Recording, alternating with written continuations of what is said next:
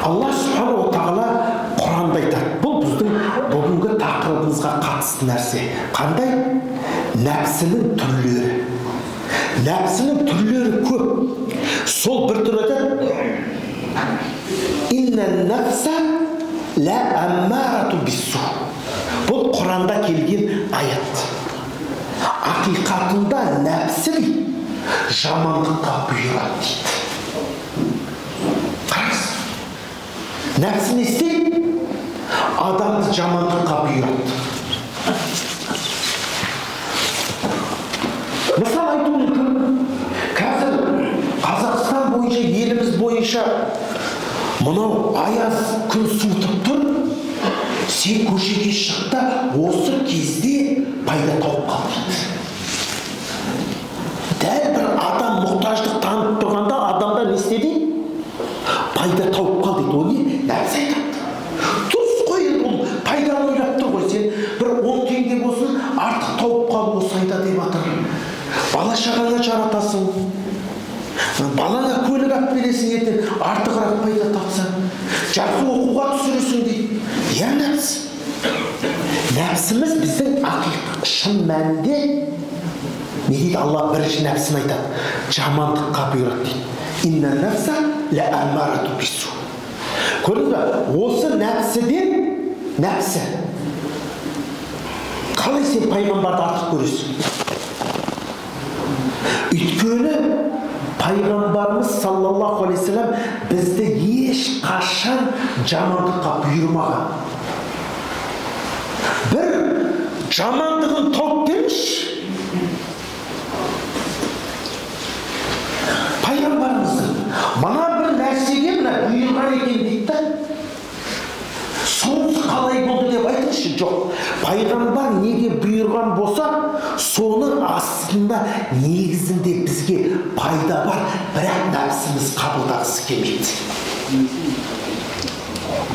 Көрдің, нәпсі жамандыққа бұйырады. Демек, жамандыққа бұйыратын нәпсіден сен пайғамбарды артық көру керексің. Өйткені пайғамбар бізді ешқашан жамандыққа қимайды. Алма кеудеміздегі арсыз нәпсі бізді бүкіл нәрсеге қияды. Қияды.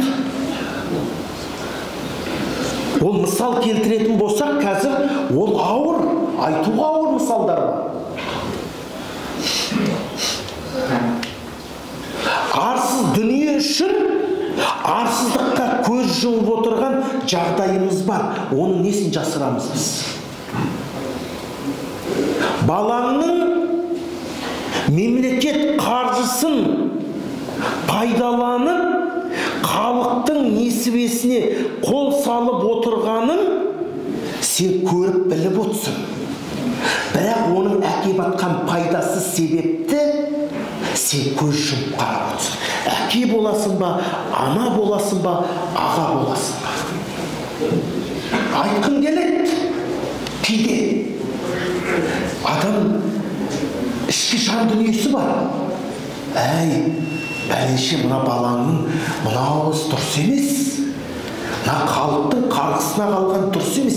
Соны айтып, әй балам, мына үстіңді доған, бұдан былай деп айтқым келеді.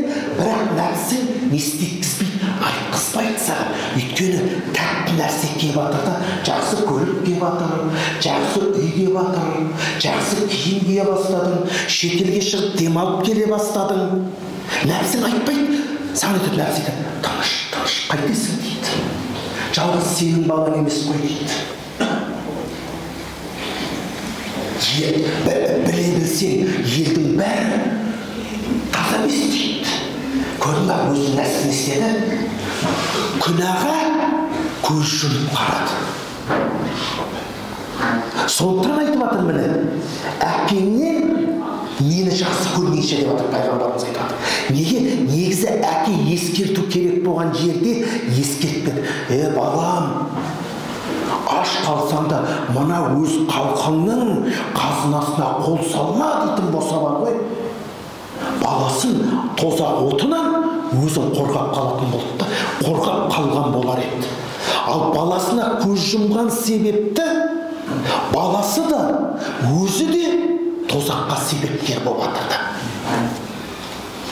Соның нәтижесінде мысал қалай жол ана тендерді ұтып алды, жеді.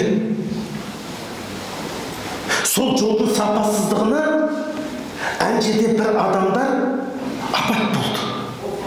Бала жетім қалды, немесе ата-ана баладан айырылды.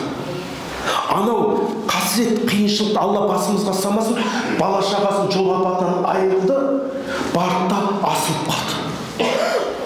Болмаса бала шаға жетім қалды. Олар не істеді? Олар балалар үйіне өткізілді, ата-анасынан айырылып. Сөйтіп ол жерде имани тәрбиеге жете алмады. Сөйтіп ертең қоғамда басқа бір жаман адам болып шықты ма? Сол эпизодта күнәнің бәрі сол жолды сапасыз салған адамға келеді. Соның салып жатқанда сол жолды жеп жатқанын көрген әке тимаған болса, соған обалы келеді. Ертең Құдай сұрайды. Мына баланың жетім қалуына, ана кісінің күйзелістен барып асылып қалуына сен тікелей, сенің соны айтпаған әкең кінә. Соған адам жауап береді. Ол жолын 10 сантиметр қалыңдыққа төселу керек, ол 7 сантиметр қылықта 3 сантиметрін жеп қойды. Ана ойып кетті, аязда мастықта машина аунап кетті. Кім кінәлі? Аржақтағы адамдар кінәлі. Көрдіңіз бе нәпсі? Сондықтан нәпсіні біз тыңдамауымыз керек. Біз Алланың пайғамбарын тыңдауымыз керек. Енді сол кезде ана қараңыздар, мен қалай әкемнен пайғамбарды жақсы көрем деп ойлауыңыз менің адам болуыма осы әкемнің еңбегі ғой деп, оған талас жоқ. Бірақ сен жаңағы іске барып атқан кезде сенің әкең үндемеді да. Ал бірақ пайғамбар не деді? Пара алуға болмайды, кісі ақысын жеуге болмайды. Үлкен күні бізге ескерту жасайды.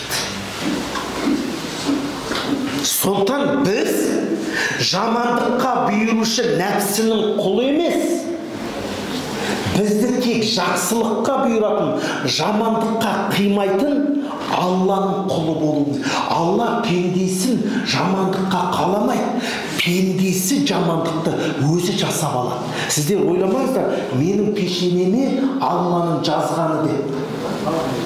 Алла сенің қалауыңды жазып берген. Сондықтан адамның пешенесіндегі нәрсесі ол адамның өз қолымен жазылған нәрсесі. Біздің не істеп не қоятынымызда алдын ала Алла білгендіктен соны бізге тағдыр қылып жазып берген.